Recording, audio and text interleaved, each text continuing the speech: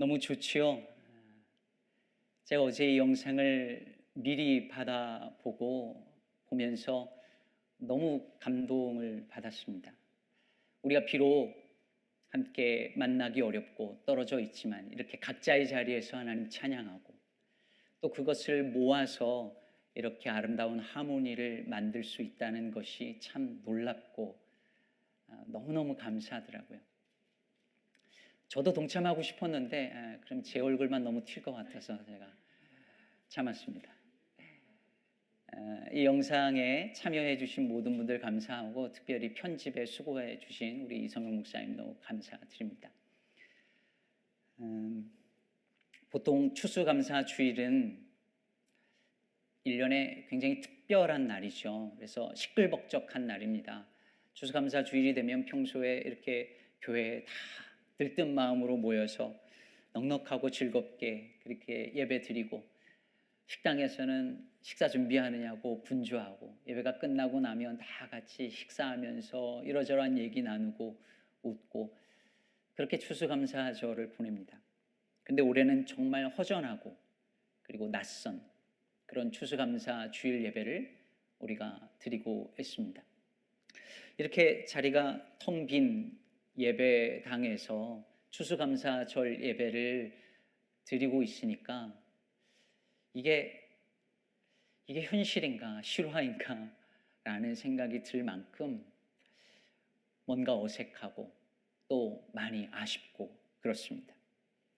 2020년은요 코로나19로 인해서 정말로 힘들고 어려운 한 번도 경험해 보지 못한 그런 낯선 한 해였던 것 같습니다. 그리고 그것은 지금 아직도 현재 진행형입니다. 잠깐 스크린을 보여주시면 여러분들도 많이 보셨겠지만 어제 날짜로 미국 내 코로나 확진 케이스가 1100만 84만 3490 케이스고요. 사망자가 25만 3600명입니다. 일리노이주만 사망자가 11,430명입니다. 미국의 사망자가 20만 명을 막 넘겼을 때에 뉴욕타임즈가 이렇게 말을 했습니다. 베트남전과 한국전쟁에서 전사한 미군 수의 거의 2.5배라고 지적했고요. 그런가 하면 CNN은 한국전쟁, 베트남전, 이라크전쟁, 아프가니스탄 전쟁, 걸프전쟁 등 가장 최근에 벌어진 5개 전쟁의 전사자를 합친 것보다 많으며 코로나19로 인한 희생자 수를 계산하면 911 테러가 66일간 연속으로 발생한 셈이라고 분석했습니다. 이것이 저 멀리 어디 전쟁터에서 일어나는 일이 아니라 지금 우리가 살고 있는 이 땅에서 우리 곁에서 벌어졌고 지금도 벌어지고 있는 일입니다. 코로나 확진 받아서 고통하는 분들은 물론 팬데믹으로 인해서 장사하시는 분들, 사업하시는 분들 정말 힘든 시간을 보내고 있습니다. 내년은 과연 좋아질까 생각하면 낙심이 되는 마음, 장담이 안 되니까 아직도 불안한 마음을 떨쳐버릴 수 없습니다. 이런 상황에서 맞이하는 추수감사 주일, 우리는 과연 감사할 수 있을까요? 아니, 감사해야 할까요? 해야 한다면 도대체 무슨 감사를 해야 할까요? 어떻게, 무엇을 감사해야 할까요? 오늘 본문은 소위 오병이어의 기적이지요. 우리가 너무 잘 아는, 익히 잘 아는 본문입니다. 너무 잘 알아서 새로울 것이 전혀 없어 보이는 본문이죠. 그런데 가만히 들여다보면 정말 많은 것들이 그 안에 담겨져 있는 이야기입니다. 저는 오늘 그 많은 것들 중에서 한 가지 사실에만 초점을 좀 맞춰보려고 합니다. 오늘 본문 39절 이하를 보면 예수께서 제자들에게 명하사 그 모든 사람으로 떼를 지어 푸른 잔디 위에 앉게 하시니 때로 100명씩 혹은 50명씩 앉은지라. 여러분, 우리가요 혹시 해보신 분들 계실지 모르겠지만 빈민가나 아니면 선교지에서 사람들에게 도움을 필요로 하는 사람들에게 음식 혹은 물품들을 나누어 주면 어떤 모습이 연출되죠? 길게 줄을 서죠. 그래서 필요한 사람들이 쫙 줄을 서면 그럼 나눠주는 사람들이 한 명씩 그들에게 나눠줍니다. 혹은 밥을 퍼줍니다. 그게 일반적인 우리가 생각하는 구제 또는 나눔의 모습이죠. 그런데 오늘 본문의 상황은 그렇지 않았습니다. 받는 사람들이 앉아 있습니다. 그것도 산발적으로 이렇게 앉아 있는 것이 아니라 때를 지어서 그룹별로 앉아 있었다라고 말하고 있습니다. 왜 그랬을까요? 여기서 잔디 위에 앉아 있었다라고 할 때 이 앉다라는 이 단어는요, 유대인들이라면 누구나 알 수 있는 특정한 동작을 가리키는 말입니다. 즉 비스듬히, 제가 보여드릴 수 없는데 비스듬히 옆으로 기대듯이 거의 옆으로 눕다시피 하는 동작을 가리키는 단어예요. 우리처럼 앉는 걸 말하지 않습니다. 특히 이 동작은요, 유대인들이 저녁 만찬 때, 그 만찬을 먹을 때 취했던 전형적인 동작입니다. 그러니까 지금 예수님이 그 무리들에게 먹을 것 좀 나눠줄 테니까 줄 서세요 라고 말하는 것이 아닙니다. 하나씩 받아가세요 라고 말하는 것이 아니라 곧 만찬이 열릴 것이니까 잔치 대용으로 모여서 준비하고 앉으라, 기대어 앉으라, 옆으로 비스듬히 누워 앉으라 라는 말씀을 하고 있는 것입니다. 실제로 39절과 40절에서 때를 지어 앉았다라고 말할 때 이 때를 짓다라는 이 단어가요, 그리스어로 심포시온이라고 하는데요, 우리 영어로 심포지엄이라는 단어가 이 단어에서 나왔습니다. 근데 원래 이 말은 함께 음료수를 마시다는 뜻이에요. 그래서 그 함께 음료수를 마시다는 단어에서 그 뜻 의미에서 나온 단어라서 이 단어 때를 지어 앉는다고 할 때 이 때를 짓다는 이 심포시온은 어떤 향연 혹은 파리, 문자대로 말하면 드링킹 파리, 뭘 마시면서 파리를 하는 거예요. 그러니까 때를 지어 비스듬히 옆으로 기대어 앉으라는 말은 쉽게 말해서 뭐 하라는 걸까요? 파티 준비를 하라는 것입니다. 그럼 그들에게 지금 있는 건 고작 물고기 2마리와 떡 5개 뿐인데 예수님이 남자만 5,000명인 그 무리들을 향하여서 It's party time. 자, 잔치를 열자. 이렇게 말하고 있는 것입니다. 그러므로 이 오병이어 사건을 이해하려면 이게 그냥 배고픈 사람들 좀 먹여준 기적 이야기 정도로 이해하면 곤란합니다.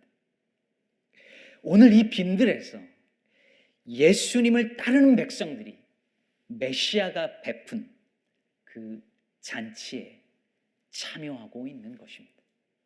그러면 이게 잔치였다는 것이 왜 중요할까요? 그것은 이 이야기를 기록한 마가가 오늘 이 잔치를 또 하나의 잔치와 비교하고 대조하고 있기 때문입니다. 그 잔치가 뭘까요? 오늘 본문 바로 앞에 기록된 헤롯 왕의 생일 잔치입니다. 마가는 의도적으로 오늘 이 본문 속에 2개의 잔치 이야기를 붙여넣음으로 말미암아 예수님의 잔치가 어떤 의미인지를 더 풍성하게, 더 선명하게 드러내고자 하는 것입니다. 여러분, 그럼 두 잔치를 한번 비교해 볼까요? 스크린을 한번 보시죠. 여러분, 헤롯의 잔치는 왕궁에서 열렸죠. 예수님의 잔치는 빈들에서 열렸습니다. 잔치의 호스트가 누군가요? 한쪽은 헤롯 왕이고 한쪽은 예수님이죠. 누가 초대받았습니까? 헤롯은 대신들과 천부장들과 갈릴리의 귀인들을 초대했습니다. 반면에 예수님의 잔치에 초대된 사람들은 그저 가난한 무리들이었습니다. 헤롯의 잔치에는 본문에 기록되어 있지 않지만 각종 산의 진미가 등장했겠죠. 반면 예수님의 잔치에는 떡 5개와 마른 물고기 2마리밖에 준비되어 있지 않았습니다. 예수님의 잔치에는 헤롯을 축하하기 위해 벌어진 잔치였지만 예수님의 잔치는 예수께서 그 백성들을 불쌍히 여기셨기에 시작된 잔치였습니다. 자, 여러분 보십시오. 두 잔치를 마가가 분명히 비교하고 대조하고 있습니다. 그러나 이 두 잔치에 결정적인 차이점이 있습니다. 그것은 바로 헤롯의 잔치는 죽임의 잔치였던 것에 반해 예수님의 잔치는 살림의 잔치였다는 데 있습니다. 여러분, 헤롯의 잔치에서 무슨 일이 일어났었는지 기억하실 것입니다. 여기 나오는 헤롯 왕은 헤롯 안티파스인데요. 이 헤롯 안티파스가 이 자기 원래 아내하고 이혼하고 자기 동생 빌립의 아내인 헤로디아하고 결혼을 하죠. 이걸 세례 요한이 강력하게 비판합니다. 그래서 감옥에 갇히죠. 그런데 아직도 눈에 가신 거예요, 헤로디아에게. 근데 마침 헤롯의 생일 잔치에서 헤로디아의 딸이 춤을 추는 걸 보고 기분이 좋아진 이 헤롯 왕이 뭐든지 구해봐라, 내가 다 주겠다 하자 이 헤로디아의 딸이 엄마의 계획에 따라서 세례 요한의 목을 달라 하고 결국 그 잔치에서 요한은 참수를 당합니다. 여러분 보십시오. 헤롯의 잔치는 상위 1%에 해당하는 사람들과 그리고 풍성한 음식들이 존재하는 그런 잔치였지만 그 잔치는 무고한 생명을 빼앗는 죽임의 잔치였습니다. 그러나 예수님의 잔치는 어땠습니까? 비록 가난한 백성들이 모였고 거기에 먹을 것은 오병이어밖에 없었지만 그 잔치는 모든 사람을 살리는 생명의 잔치, 살림의 잔치였습니다. 헤롯의 잔치 마지막에는 소반에 담긴 요한의 머리가 놓여져 있었지만 예수님의 잔치 마지막에는 12바구니에 담긴 떡과 물고기가 남아 있었습니다. 죽임의 잔치와 살림의 잔치가 얼마나 극명하게 다른지를 보여주는 상징이 아닐 수 없는 것이죠. 사랑하는 성도 여러분, 그럼 이제 여러분에게 묻겠습니다. 여러분은 어떤 잔치, 어느 잔치에 참여하고 싶으신가요? 헤롯의 잔치입니까? 예수님의 잔치입니까? 물론 대답은 쉽게 예수님의 잔치라고 대답하겠죠. 근데 여러분, 현실적으로 생각해 보시죠.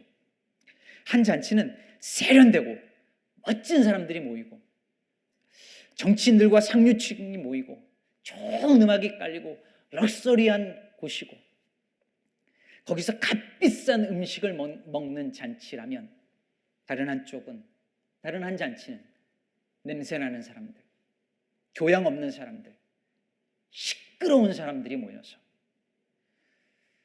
빵 조각이나 찬밥 좀 먹는 그런 잔치라면 여러분 어느 잔치에 가시겠습니까? 이번 추수감사절에요, 만약에 백악관의 초청장과 교회 셀원들의 초청장이 동시에 온다면 여러분 어디 가시겠습니까? 백악관 주인이 누구냐에 따라 다르다고요? 그럴 수도 있겠네요. 여러분, 사람들은 헤롯의 잔치를 원합니다. 더 많은 것을 누리고 가질 수 있는 기회를 얻으려고 합니다. 어떻게든 돈을 더 벌고 성공하고 잘 먹고 잘 입고 더 풍요롭게 살 수 있기를 원합니다. 그러나 그 욕망들이 모일 때 어떤 일이 일어날까요? 죽임의 잔치가 됩니다. 경쟁에서 내가 살기 위해 누군가를 짓밟고 죽여야 하기 때문입니다. 그렇다면 이 죽음과 죽임의 잔치가 벌어지고 있는 이 세상에서 우리 그리스도인들은 어떻게 살림의 잔치를 벌일 수 있을까요? 어떻게 이 죽음의 문화를 생명의 문화로 바꿀 수 있을까요? 오늘 본문 41절에 보면 예수께서 떡 5개와 물고기 2마리를 가지사 하늘을 우러러 축사하십니다. 여기서 축사라는 이 단어는요, give thanks, 감사하다는 말입니다. 여러분, 예수님께서 그것 오병이를 가지고 하늘을 우러러 give thanks, 감사하셨어요. 이게 뭘 보여줄까요? It's enough. 이거면 충분하다는 거예요. 그러니까 감사할 수 있죠. 여러분, 감사는요, It's enough. 이거면 충분해요 라는 마음에서만 나옵니다. 부족하다고 여기는 마음, 만족하지 못하는 마음에서는 절대 감사가 나올 수 없습니다. 오래전 김기성 목사님의 설교를 듣다가 알게 된 어느 책에 나오는 이야기입니다. 어떤 사람이요, 하나님께 자기 소원을 들어달라고 날마다 간구를 했답니다. 그 기도가 하도 간절해서 하나님께서 말씀하셨대요. 무엇이든지 네가 간구하는 것, 청하는 것 3가지를 들어주마. 그 후에는 아무것도 해주지 않겠다. 아무것도 그 다음엔 없는 거예요. 그 사람이 너무 기뻐서 첫 번째 청원을 드렸습니다. 첫 번째 청원이 뭐냐면 더 좋은 여자와 결혼할 수 있게 자기 아내를 데려가 달라는 것이었답니다. 소원이 성취됐대요. 물론 우리 하나님이 그럴 리는 없지만 지어낸 얘기니까. 마침내 아내의 장례식 날이 돌아왔습니다. 근데 일가 친척들 막 아는 사람들 막 와가지고서는 그 아내의 좋은 그 품성들을 막 얘기를 하는 거예요. 너무 아까운 사람이 죽었다고. 그래서 이 사람이 순간 내가 너무 성급했구나. 정말 내가 눈이 어두워서 우리 아내의 정말 좋은 점들을 몰랐구나. 다른 여자를 찾아본들 그만한 여자를 내가 이제서 어떻게 찾을 수 있으랴 하면서 후회했습니다. 그래서 주님께 2번째 간청을 드린 거예요. 아내를 되돌려 달라고. 그래서 아내를 하나님께서 되돌려 주셨답니다. 이제 소원 몇 번 남았죠? 1번 남았습니다. 기회가 1번밖에 없습니다. 잘못하면 다시 잡을 기회도 없으니까 실수하지 말아야 되겠다 생각을 했습니다. 그래서 마음을 먹고 친구들에게 조언을 구했습니다. 어떤 친구는 영생불사를 달라고 구하라 하고, 어떤 친구는 건강이 좋지 않으면 오래 산들 뭔 소용이 있느냐, 건강이 최고다 하고, 어떤 친구는 건강한들 돈이 없으면 무슨 소용이냐라고 말하고, 어떤 친구는 돈이 많아도 친구가 없으면 소용이 없다, 친구다라고 말하고, 다 맞는 말 같은데 딱 하나 뭘 구해야 될지 잘 모르겠다는 것입니다. 여러 해가 지나도록 무엇을 청해야 될지 잘 몰라서 고민하던 그가 마침내 주님께 여쭤보기로 합니다. 주님, 제가 무엇을 청해야 할지 조언해 주십시오. 주님이 그를 보고 껄껄 웃으며 대답하셨습니다.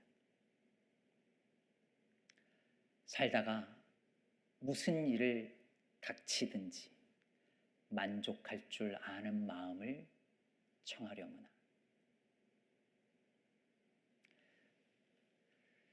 무슨 일을 만나든지 평생 구해야 할 소원이 한 가지가 있다면 무슨 일을 만나든지 만족할 줄 아는 마음을 구하라는 것입니다. 비슷하지만 다른 이야기가 오늘 본문 앞에 등장하지요. 헤롯이 헤로디아의 딸에게 물었습니다.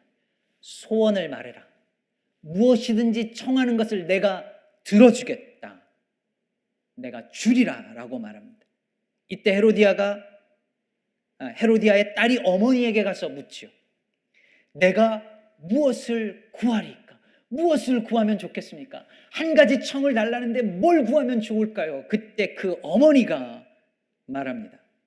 세례 요한의 머리를 구하라. 왜 요한의 머리를 구했겠습니까? 만족할 수 없기 때문이죠. 세상의 권력을 다 가졌으나 자기 앞에서 고개를 숙이지 아니하는 그 한 사람이 살아있는 한 만족할 수 없는 것입니다. 충분하지 않은 것입니다. 여러분, 세상은 끊임없이 우리에게 부족하다 말합니다. 저것을 가져야만 더 행복할 수 있다라고 우리에게 말합니다. 늘 뭔가 모자라다고 느끼게 만듭니다.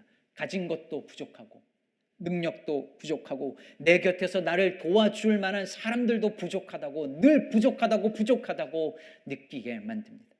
그래서 늘 더 원합니다. 인간의 욕망을 끊임없이 부추기고 확장시키고 극대화시키는 소비주의와 신자유주의는 그래서 죽음의 문화입니다. 죽임의 잔치입니다. 그러나 우리가 살다가 무슨 일을 만나든지 만족할 수 있는 마음이 있다면, 떡 5개와 물고기 2마리를 가지고도 하늘을 우러러 감사합니다 라고 말할 수 있다면, 그 감사가 나를 살리고 누군가를 살리리라 저는 믿습니다. 그 감사로부터 살림의 잔치가 벌어질 것입니다. 물론 누군가는 이렇게 말할 수 있죠. 어찌됐든 부족한 건 팩트 아닌가요? 남자만 5,000명인데 지금 우리가 가지고 있는 것은 물고기 2마리, 떡 5개 뿐인데 사실 200데나리온의 떡이 있어야 하는데 오병이어로는 부족한 게 팩트잖아요. 사실이잖아요 라고 말할 수 있습니다. 그게 제자들의 계산이었어요. 그런데 여러분, 제자들의 계산에서, 이 계산에서 빠진 것이 있었죠. 그게 뭡니까? 생명의 떡이신 예수님이었습니다. 내가 생명의 떡이라 말씀하신 예수 그리스도이셨습니다. 제자들은 돈은 계산하고 사람 수는 세고 가지고 있는 떡과 물고기는 계산했으면서 정작 예수님은 아예 계산에 넣지도 않았습니다. 만일 그들이 내게 오는 자는 결코 배고프지 아니하리라 하신 생명의 떡이신 예수님을 계산에 넣었더라면 그들은 결코 부족하다 생각하지 않았을 것입니다. 사랑하는 여러분, 이것이 우리의 모습입니다. 우리가 만족하지 못하는 이유, 우리가 감사하지 못하는 이유, 우리가 불안해하고 염려하는 이유는 우리의 계산 속에 예수님을 실제로 넣지 않았기 때문입니다. 돈은 계산하는데 돈의 주인인 예수님은 넣지 않습니다. 미래를 계획하는데 시간의 주인인 예수님은 넣지 않습니다. 그러니 늘 부족합니다. 그러니 만족할 수 없습니다. 그럼 누군가는 또 이렇게 말할 수 있죠. 아니, 예수님은 당연히 있다고 치는 거죠. 우린 늘 이런 식이에요. 예수님은 그냥 있다고 칩니다. 계시다고 가정합니다. Okay, let's suppose Jesus is here. 그러면 아니, 왜 돈은 정확히 있는 것을 계산하고 사람 수는 정확히 계산하면서 예수님은 있다고 치는 거죠? 왜 실제 계산에서 예수님은 빼냐는 말입니다. 오스왈드 챔버스는 이런 말을 했습니다. 사람들이 근심하고 염려하는데 이 염려의 가능성으로부터 우리를 지켜내는 것은 우리의 모든 인생 계획에서 하나님을 최대 요소로 고려하는 것입니다. The only thing that will keep us from even the possibility of worrying is to bring God in as the greatest factor in all of our planning. 그런데 사람들은 현실 속에서는 주님을 가장 우선으로 두는 것이 적절하지 않다고 생각합니다. We tend to think that it is inappropriate and unnecessary to put him first in the practical, everyday issues of our lives. 예수님을 믿기는 믿는데 실제로 practical한 이슈에서는, 일상에서는, 현실에서는, 직장에서는, 장사할 때는, 교회 행정에서는, 버짓을 세울 때는 그냥 예수님은 계시다고 가정하거나 아니면 가장 작은 요소로 계산합니다. 그러니 부족하지요. 부족하니까 불안하지요. 불안하니까 감사할 수 없는 것입니다. 제가 요즘 내년도 목회 계획을 하고 있는데요. 아직 잘 모르겠습니다. 내년도 코로나 상황이 어떻게 될지 일단 거기부터 잘 모르잖아요. 백신이 나왔다고 안심하지만 사실 저는 얼마나 신뢰할 수 있을지 잘 모르겠습니다. 정말 모든 사람들이 다 백신을 맞고 괜찮아질 때까지 얼마나 걸릴지 아직 모릅니다. 모든 것이 불투명합니다. 아무리 계획을 세우고 제가 그것을 들여다놓고 봐도 부족합니다. 저의 능력도 부족하고 지혜도 부족합니다. 그런데요, 그 부족한 그 계획과 계산 속에 실제로 예수 그리스도를 넣으니 충분합니다. More than enough. 충분합니다. 그걸 깨닫고 나니까 그제서 감사가 나오더라고요. 오늘 주보에 실어드린 김현승 시인은 그 시에서 이렇게 말합니다. 감사하는 마음, 그것은 곧 아는 마음이다. 내가 누구인지를, 그리고 주인이 누구인지를 깊이 아는 마음이다. 그러므로 여러분에게도 권면을 드립니다. 우리의 주인이신 예수님을, 생명의 떡이신 예수님을 실제 생활 속에, 실제 여러분의 일상 속에, 여러분의 가정에, 여러분의 직장 일에, 여러분의 사업 속에, 모든 인생 계획 속에 최대의 요소로, the greatest factor로 넣으시기를 바랍니다. 그냥 계시다고 치는 것이 아니라, 가정하는 것이 아니라 실제 계산에, 내년도 버짓에, 내 인생 계획에 가장 최대치로 넣는 것입니다. 그러면 충분하다는 것을 알게 되실 것입니다. 그러면 감사의 고백이 터져 나올 것입니다. 그러면 사랑하는 성도 여러분, 잔치가 벌어질 것입니다.